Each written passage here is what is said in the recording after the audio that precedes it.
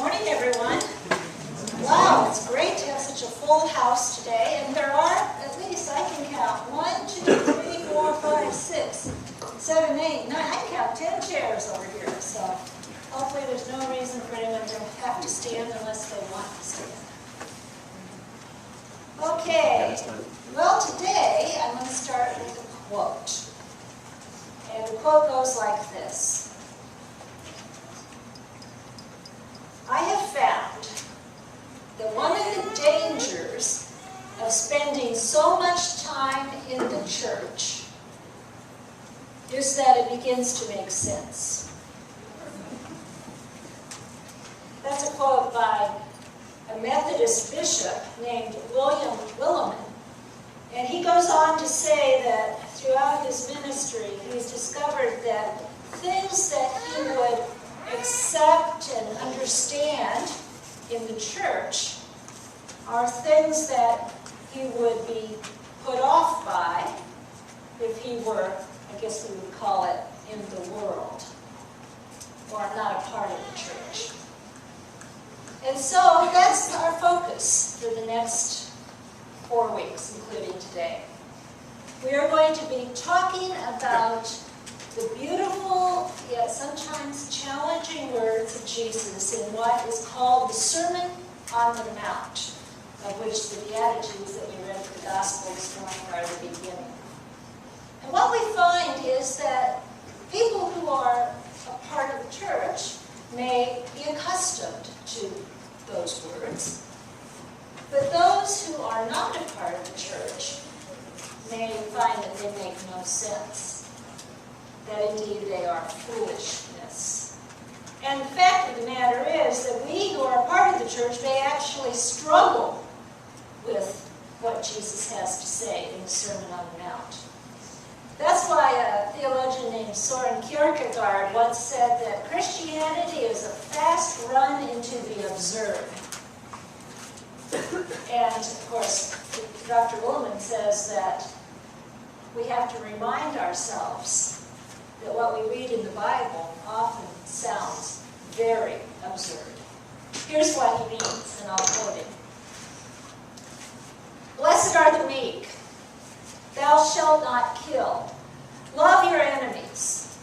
Go sell all that you have and give to the poor. Be honest now. Blessed are the meek. Try being meek at work and see how far you get. Meekness is fine for church, but in the real world, the meek get to go home with a pink slip and a pat on the back. Blessed are those who are peacemakers. They shall get done to them what they are loath to do to others. Blessed are the merciful. They shall get it done to them a second time. Blessed are those who are persecuted for righteousness' sake. They shall be called fanatics. And so you see, even though the words of the Beatitudes are poetic and beautiful, the fact of the matter is that to many people they sound just plain foolish. Because in our world, to be blessed is to be successful. And often the way that one gains success is by going through or around or over another person. And the fact of the matter is that to be meek and merciful and to be a peacemaker is very difficult in a world that bases its decisions on competition and on fear. And that's why the Apostle Paul says that the message of the cross is foolishness for those who are perishing. But for those who are being saved, it's the glory of God. Foolishness. Well, I guess it just depends on your point of view. Let's think about those Corinthians, the ones who first heard the words that we read today as our first lesson. They lived in a seaside city named Corinth. And in the first century, Corinth was a place of diversity. It was filled with various cultures, various religions, people of various economic backgrounds, and it was known as a city filled with vice and with various immorality. That was Corinth. And it was to Corinth that a man named the Apostle Paul, or we call him Apostle Paul, a man named Paul went to try to found this new religion called Christianity, a new church in the midst of this culture that was always pressing in on people. Not so much unlike our world today. So, for a year and a half, Paul works and works and works. He founds this new church, and he hopes that he has them stable enough that he can leave. After a year and a half, he's called away to Ephesus. So he leaves this church in Corinth. And what happens? The pressure of the world starts to invade. And the church starts to buckle under the pressure. And so Christians are behaving immorally. There's division in the church. For example, people are suing one another. Some people are refusing to have communion with other people in the church. And some are saying that their spiritual gifts are better than anyone else, which makes them better. So at that point, Paul writes them a letter that we call 1st and 2nd Corinthians. And he reminds them of the wisdom into which they have been baptized, which is that there is strength in weakness, and that there is glory in suffering. And so he says to them, consider your own call, brothers and sisters. Not many of you were wise by human standards. Not many were powerful. Not many were of noble birth. But God chose what is foolish in the world to shame the wise.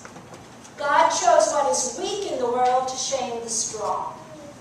God chose what is low and despised in the world, things that are not, to reduce to nothing things that are, so that no one might boast in the presence of God. So Paul is telling the Corinthians that they have to look at things in a new way. They have to look through a new lens. And that they are not who they once were. He reminds them that the thing that is the basis of their life is grace. He reminds them that all of their actions must be motivated by love. Or even the most holy of actions will be worthless if it's not motivated by love. And he reminds them that humility is their hallmark. As he says, so that no one might boast in the presence of God. Humility is their hallmark. Well, we live in a world where there's a shortage of humility. People like to boast in their particular football team, maybe. But anyone who boasts, boasts in the Lord. And yet, what does it really mean to be humble? I think sometimes we look at it in a negative way. Humility is not guilt. Humility is not putting oneself down. Instead, humility is actually very realistic. It's realistic about our relationship with God. Humility acknowledges that we are dependent on God. That God is the source of our life. God is the source of hope. God is the source of salvation. And therefore, humility is not self-defacement. Humility is acknowledging this very real but very complicated truth. that God is God and I am not. That God is God and I am not God. That's true humility. And once we begin to even grasp what it means, that God is God and I am not, and that God is my guide, God is the source of hope and joy.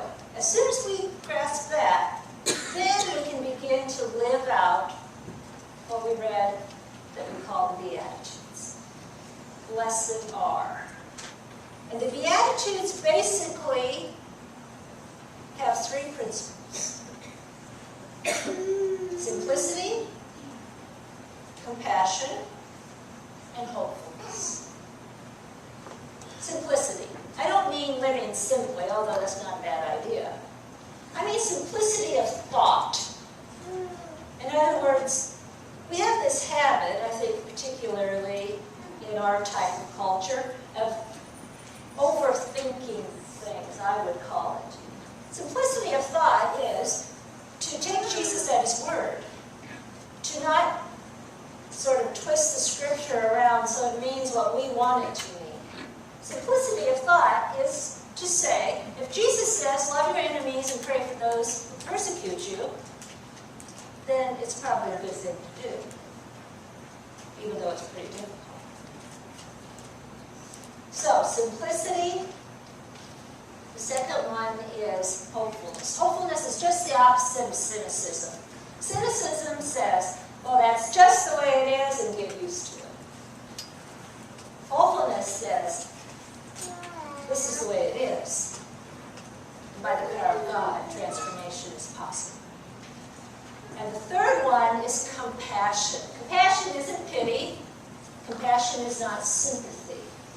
Compassion is being able to put yourself in another person's shoes. So here's an example that I think everyone can identify with. You pull up to the stop sign, and standing there is the guy with his sign that says whatever the person's story is about why he or she needs donations.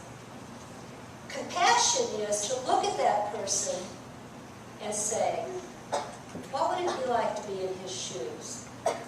Not saying, well, you know, he probably is working for someone and he's maybe making more money than I am. Yeah, right. Come on. Compassion is to say, whether or not you give him money, you may decide you don't think that's a good idea. Compassion is to say, what would it be like to be in a position in life that you would stand on a street corner in 0-degree weather and ask people to give you $1 at a time, or 50 cents, and then to say, oh gee, thanks for that quarter you just gave me. Knowing that the other person thinks that you should be doing car bills as he drives away. What would it be like to be in that person's position? That's compassion. So, to summarize, to be blessed is basically 4 things. To be humble, recognizing that God is God and I am not God. To allow God to be the one to whom we give our lives. That's the first.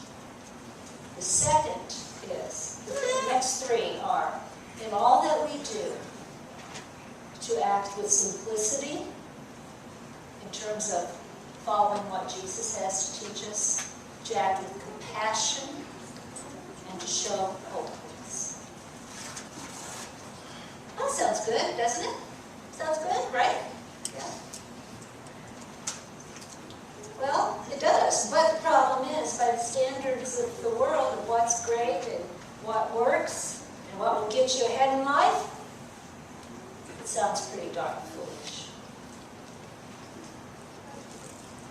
And so, it's just the tip of the iceberg. If those of you who are visiting today happen to come back for the next 3 weeks, we're going to continue reading through Matthew 5. And if you think what Jesus says today is foolish, this is just the tip of the iceberg. And so the question for us really is this. Will we choose to be fools? Will we choose the way of the cross?